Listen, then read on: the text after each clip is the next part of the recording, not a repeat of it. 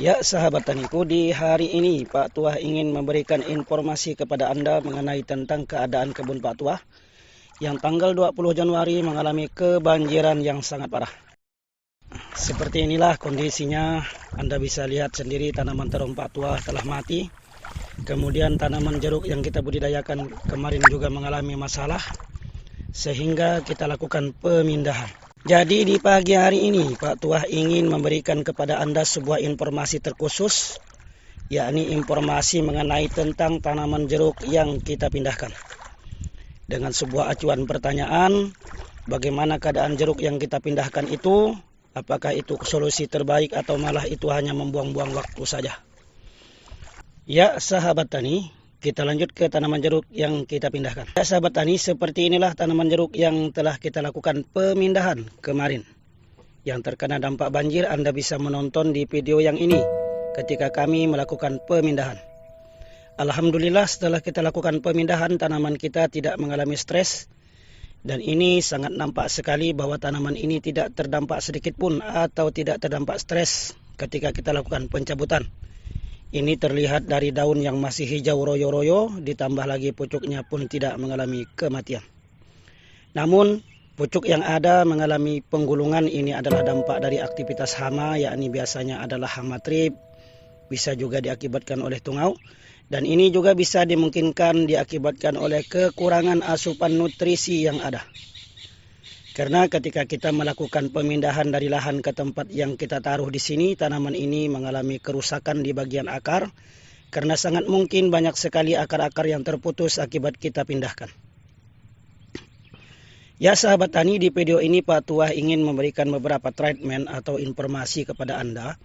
Bagaimana caranya tanaman jeruk yang kita pindahkan tidak mengalami stres yang berlebihan, bahkan tidak menimbulkan masalah sedikit pun. Tentunya ada beberapa hal yang harus Anda lakukan ketika melakukan pencabutan seperti yang Pak Tuah lakukan ini. Pertama, Anda harus menggunakan kantong plastik berwarna hitam. Kenapa kantong plastik hitam ini yang kita tekankan? Karena kantong plastik berwarna hitam ia akan memiliki kemampuan untuk menjaga kelembaban tanah. Dan juga dengan kantong plastik warna hitam ini, sinar matahari tidak langsung mengenai tanah di bagian akar, sehingga tanah yang di bagian akar tidak cepat kering dan bisa selalu lembab. Yang kedua, Anda harus menaruh tanaman Anda di daerah yang ada naungan. Seperti Pak Tuah lakukan ini adalah di dekat tanaman sawit, di mana tanaman sawit ini memiliki tingkat rimbun yang cukup tinggi, sehingga sinar matahari yang mengenai tanaman kita bisa dikurangi atau diminimalisir. Berdampak penguapan pun juga tidak terlalu besar, sehingga cadangan air di sisa-sisa tanah yang kita angkat di dalam kantong plastik juga bisa mencukupi kebutuhan air di tanaman yang telah kita angkat seperti ini. Kemudian yang ketiga, Anda harus melakukan pemberian nutrisi. Ini adalah merupakan sebuah hal yang penting namun sangat jarang sekali dilakukan oleh kebanyakan petani karena mereka beranggapan tanaman yang diangkat itu mengalami kerusakan pada bagian akar. Maka akar yang diberikan pupuk akan mengalami pembusukan. Namun ini adalah merupakan sebuah asumsi yang tidak terlalu tepat. Karena biar bagaimanapun tanaman yang kita angkat ini juga memerlukan asupan nutrisi. Karena dengan nutrisi itulah tanaman bisa melakukan pembelahan sel dan melakukan aktivitas pertumbuhan sehingga menghasilkan energi untuk bisa selalu berkembang. Oleh sebab itu, pemberian pupuk ini harus sangat diprioritaskan. Walaupun dengan jumlah yang sangat sedikit, mengingat memang betul akar yang ada banyak sekali yang rusak, yang terputus, sehingga memungkinkan sekali akan mengalami pembusukan akar ketika terdampak pupuk yang berlebihan. Namun, ketika Anda memberikan nutrisi yang dalam jumlah yang kecil, maka insya Allah itu akan berdampak sangat positif bagi tanaman Anda. Bulu-bulu akar yang halus yang khusus untuk menyerap asupan nutrisi masih sangat banyak. Yang terakhir yang harus Anda lakukan untuk menjaga tanaman Anda tetap penyapraian. Ini merupakan sebuah hal yang penting juga mengingat tanaman walaupun dimanapun kita letakkan, maka hama akan selalu datang menghampirinya.